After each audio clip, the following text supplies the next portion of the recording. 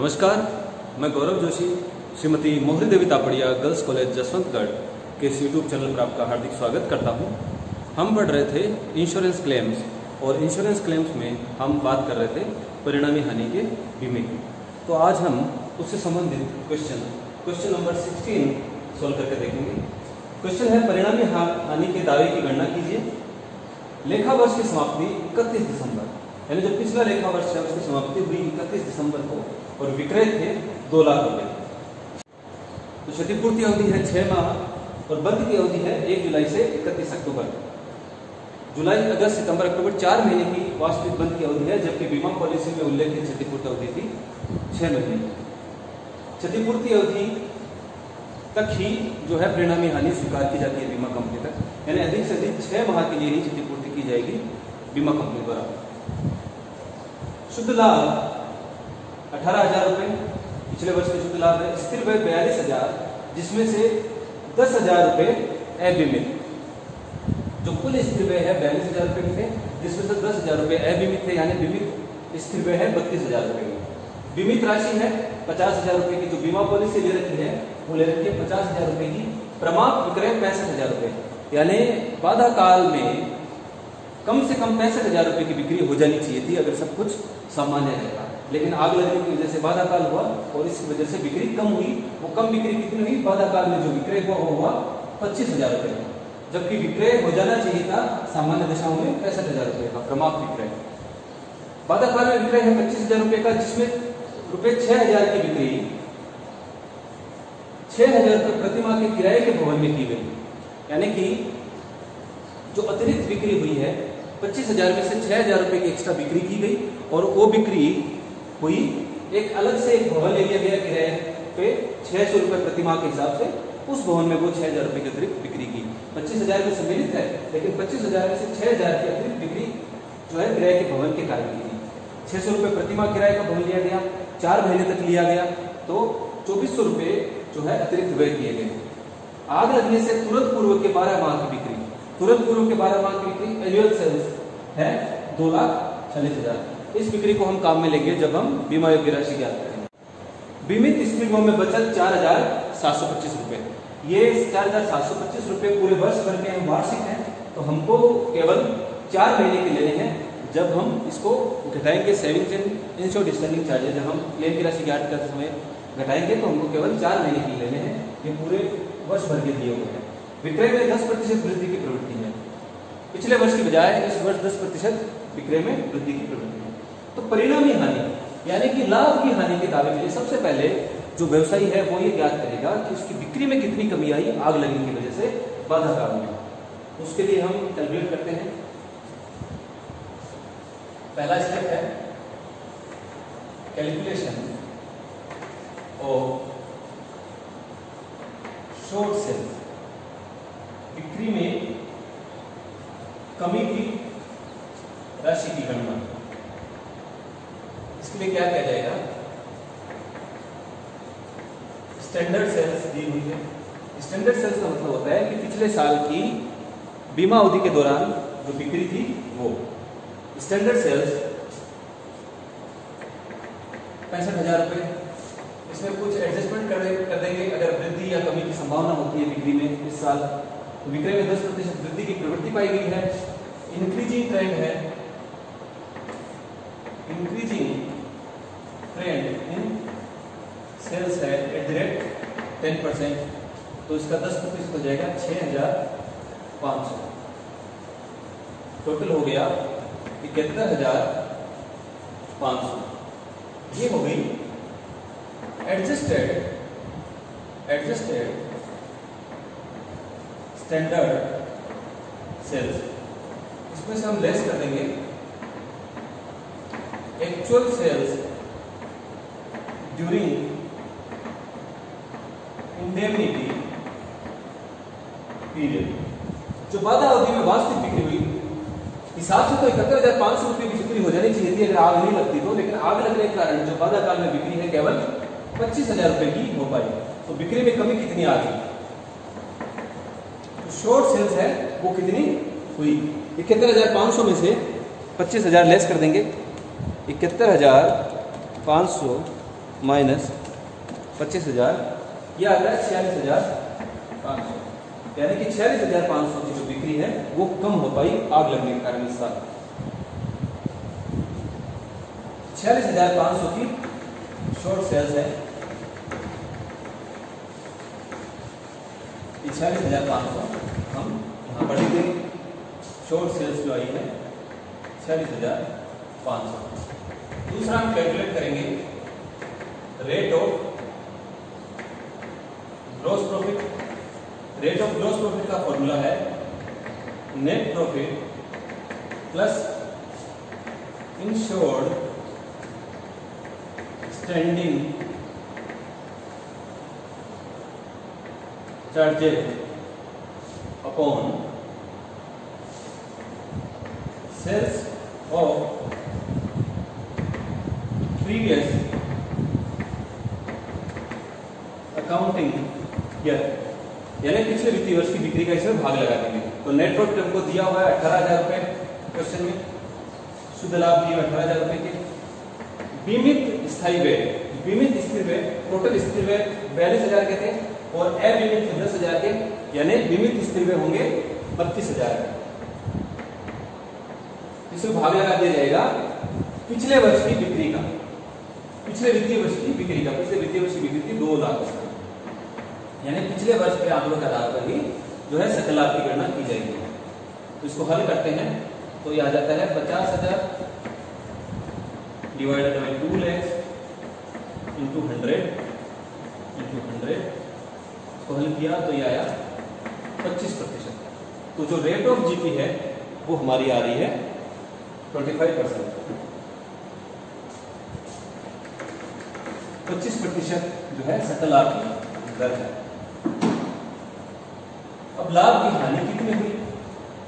लाभ की हानि हुई 46,500 रुपए की बिक्री कम हुई। अगर 46,500 रुपए की बिक्री कम नहीं होती, सब कुछ सामान्य रहता, तो हम 46,500 पर 25% लाभ कमा लेते, लेकिन ये लाभ नहीं कमा पाए, इसलिए लॉस ऑफ प्रॉफिट हो गया। लॉस ऑफ प्रॉफिट हो गया शॉर्ट सेल्स पर सकल लाभ की दर के हिसाब से। Rate of GP short sales हुई 46,500 की और 25% जो है हम लाभ नहीं कमा पाए इस कम बिक्री पर। तो हो रहा है 11,625 रुपए की लाभ की हानि होगी। 46,500 इंटू 25%, ये हो रहा है 11,625। अब बात करेंगे, अगर एडिशनल एक्सपेंसेस किए हैं तो हमको अलाउएबल एडिशनल एक्सपेंसेस की गणना करनी पड़ेगी। तो यहाँ पर एडिशनल एक्सपेंसेस हुए हैं और एडिशनल एक्सपेंसेस के कारण एडिशनल बिक्री भी हुई है। 6,000 रुपए की अतिरिक्त बिक्री हुई, 600 रुपए प्रति माह के किराए के भवन में की गई। तो अलाउएबल एडिशनल एक्सपेंसेस क्या करेंगे? लिस्ट ऑफ दी फॉलोइंग, इनमें से जो भी कम राशि होगी उस राशि के आधार पर करेंगे। पहला कौन सा है? पहला है एडिशनल एक्सपेंसेस। बीमा कंपनी कहती है कि जो भी आपने एडिशनल एक्सपेंसेस किए हैं उसको अनुपातिक कर दो कि आपके टोटल व्यय कितने हैं, टोटल स्थिर व्ययों में से जितने व्ययों का आपने बीमा करवा रखा है उसके अनुपातिक जो है एडिशनल एक्सपेंसेस जो है अलाउ किए जाएंगे। तो इंश्योर्ड स्टैंडिंग चार्जेज जो एडिशनल एक्सपेंसेस हैं इनको केवल अनुपातिक तौर पर अलाउ किया जाएगा अगर टोटल स्टैंडिंग चार्जेज का बीमा नहीं करवाया जाता है। टोटल स्टैंडिंग चार्जेज है 42,000 की और बीमा 10,000 रुपए अबीमित है, यानी पूरे के पूरे जो स्टैंडिंग चार्जेस है उनका बीमा नहीं करवाया जा रहा है। टोटल स्टैंडिंग चार्जेस और इसमें यहाँ पर नेट प्रॉफिट ऐड कर दिया जाता है।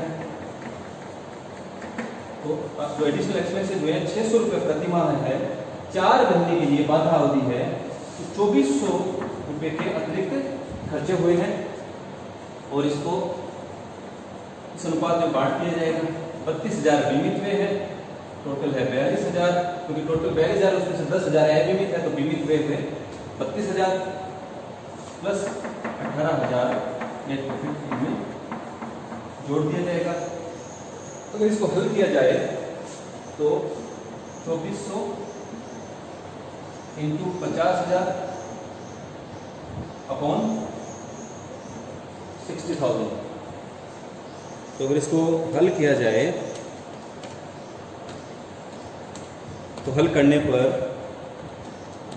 जो राशि आती है वो आती है 2,000 रुपये के लगभग, 1999 रुपये 99 पैसे, यानी 2,000 रुपये के लगभग राशि आती है।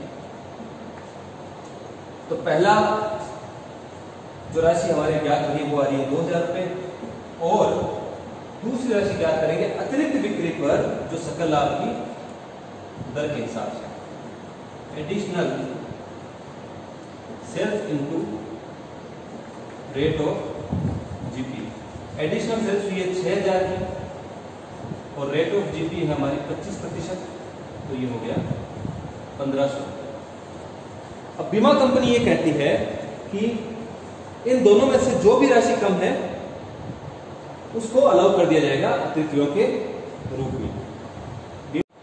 क्वेश्चन नंबर 16 में अब तक हमने शॉर्ट सेल्स की गणना की 46,500 रुपये, rate of GP 25%, loss of profit ज्ञात किया 11,625 रुपये, और अलाउएबल एडिशनल एक्सपेंसेस हमने ज्ञात किए 1,500 रुपये।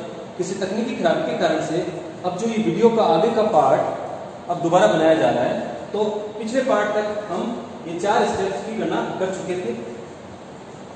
5वां स्टेप है policy to be taken insurable amount. अगर यहां पर बीमा कंपनी द्वारा न्यून बीमा का क्लोज अगर नहीं डाला हुआ होता तो जो व्यवसायी है वो लॉस ऑफ प्रॉफिट और अलाउएबल एडिशनल एक्सपेंसेस इन दोनों राशियों का जो है दावा कर चुका होगा। 11,625 रुपये उसको लॉस ऑफ प्रॉफिट हुआ है और 1,500 रुपये जो है एडिशनल एक्सपेंसेस अलाउ हुए हैं। इन दोनों के टोटल का क्लेम कर दिया जाता है व्यवसायी द्वारा। लेकिन बीमा कंपनी न्यून बीमा का क्लोज डाल देती है, तो हमको ये ज्ञात करना होता है कि कहीं व्यवसायी ने न्यून बीमा तो नहीं करवा रखा है। न्यून बीमा के लिए हम ज्ञात करते हैं कि कितनी राशि का बीमा करवा लेना चाहिए था और एक्चुअल में जो है व्यवसायी ने कितनी राशि का बीमा करवा रखा है। अगर इंश्योरेबल अमाउंट यानी जितनी राशि का बीमा करवा लेना चाहिए था उससे कम राशि का अगर बीमा करवाया है, यहाँ पर बीमित राशि 50,000 रुपये है, तो अगर उससे कम राशि का बीमा करवाया है तो न्यून बीमा कहलाता है। तो देखते हैं कि कितनी राशि का बीमा करवा लेना चाहिए था। तो पॉलिसी टू बी टेकन या फिर इंश्योरेबल अमाउंट की गणना के लिए हम देखते हैं adjusted annual sales into rate of GP. Annual sales से हमारा तात्पर्य है आग लगने से तुरंत पूर्व के 12 माह की बिक्री, जो कि है 2,40,000 रुपए। एनुअल सेल्स है 2,40,000 रुपए, और उसमें एडजस्टमेंट करना पड़ेगा। अगर बिक्री में वृद्धि या कमी की प्रवृत्ति पाई जाती है तो उसके अनुसार बिक्री में एडजस्टमेंट कर दिया जाता है। तो यहाँ पर 10% वृद्धि देखी गई है। तो ये इंक्रीजिंग ट्रेंड है, इंक्रीजिंग ट्रेंड इन सेल्स है 10%। इसका 10% होता है 24,000। टोटल एडजस्टेड एनुअल सेल्स है हमारी 2,64,000 और रेट ऑफ जीपी है 25%। तो 2,64,000 का 25% देखा जाए तो आता है 66,000 रुपये। इंश्योरेबल अमाउंट यहाँ पर बीमा कंपनी कहती है कि जो बीमा है वो अधिकतम साल भर की अवधि के लिए करवाया जा सकता है। क्षतिपूर्ति अवधि आपकी साल भर की आप रख सकते हो। यहाँ पर व्यवसायी ने 6 माह रखी है, लेकिन बीमा कंपनी कहती है कि आप साल भर के लिए पूरी क्षतिपूर्ति अवधि के लिए बीमा करवा सकते हो। बीमा कंपनी कहती है कि आपको बाधा काल साल भर का रहता है तो साल भर की आपकी बिक्री होती है 2,64,000 रुपये। उस 2,64,000 पर आप जो प्रॉफिट कमाते हैं वो कमाते हैं 25% की दर से, यानी कि आप 2,64,000 पे 66,000 रुपये का प्रॉफिट आप कमाते, और अगर बाधा अवधि रहती पूरे साल भर तो आपको लाभ की हानि होती 66,000 रुपये की। तो आपको 66,000 रुपये का बीमा करवा लेना चाहिए। इंश्योरेबल अमाउंट आपका होना चाहिए 66,000 रुपये का, लेकिन एक्चुअल में आपने बीमा करवा रखा है 50,000 रुपये का, जो कि यहाँ पर आपने कम बीमा करवा रखा है। ये न्यून बीमा की स्थिति है। तो न्यून बीमा की स्थिति होने पर इंश्योरेंस कंपनी एवरेज क्लोज लागू करती है, औसत क्लोज लागू करती है, और औसत वाक्य एवरेज क्लोज और औसत वाक्य में जो है दावे की राशि की गणना के लिए बीमा कंपनी कहती है कि जितने रुपए की आपको हानि हुई है उस पूरी की पूरी राशि का आपको दावा नहीं दिया जाएगा, दावा स्वीकार नहीं किया जाएगा। आपका जो दावा स्वीकार किया जाएगा वो दावा बीमित राशि का बीमा योग्य राशि से जो अनुपात है उस अनुपात में दावा स्वीकार किया जाएगा हानि का। तो अमाउंट ऑफ क्लेम की राशि होगी insured amount upon insurable amount into loss of profit plus allowable additional expenses minus savings in insured standing charges. Profit का लॉस हुआ है, एडिशनल खर्चे भी लगे हैं जो अलाउ किए हैं। बीमा कंपनी कहती है कि इसके अलावा अगर स्थितियों में बचत हो जाती है, आग लगने के कारण बचत होती है, तो उस बचत को फिर जो है खर्चों में से घटा दिया जाना चाहिए। तो यहाँ पर बीमित स्थितियों में बचत है 4,725 रुपए, लेकिन ये वार्षिक है और जो बाधा अवधि है वो केवल 4 महीने की है, इसलिए हमको स्थिर व्यय में जो बचत हुई है वो केवल 4 महीने की ही घटानी है। तो 4,725 अगर 12 महीने की है तो 4 महीने की होगी। यहाँ पर अगर इसको कैलकुलेट किया जाता है तो ये राशि आती है 1,575 रुपये। अब इस फॉर्मूले में राशियों को रखते हैं। अगर इंश्योर्ड अमाउंट है 50,000 रुपये, इंश्योरेबल अमाउंट है आपका 66,000 रुपये, लॉस ऑफ प्रॉफिट है 11,625 का, अलाउएबल एडिशनल एक्सपेंसेस है आपके 1,500 और जो सेविंग्स है 4 महीने में स्थिर बीमित होगी वो है 1,575 रुपये। अगर इसको हल करें तो 11,625 प्लस 1,500 माइनस 1,575 यह आता है 11,550 रुपये। 50,000 बटे 66,000। अगर इसको हल किया जाता है, अगर हम इसको हल करें तो जो अमाउंट आता है वो आएगा 8,750 रुपये। 8,750 रुपया जो है दावे की राशि के रूप में स्वीकृत किया जाएगा। तो आज के लिए इतना ही। इस वीडियो को लाइक कीजिए, शेयर कीजिए, हमारे YouTube चैनल को सब्सक्राइब कीजिए। धन्यवाद।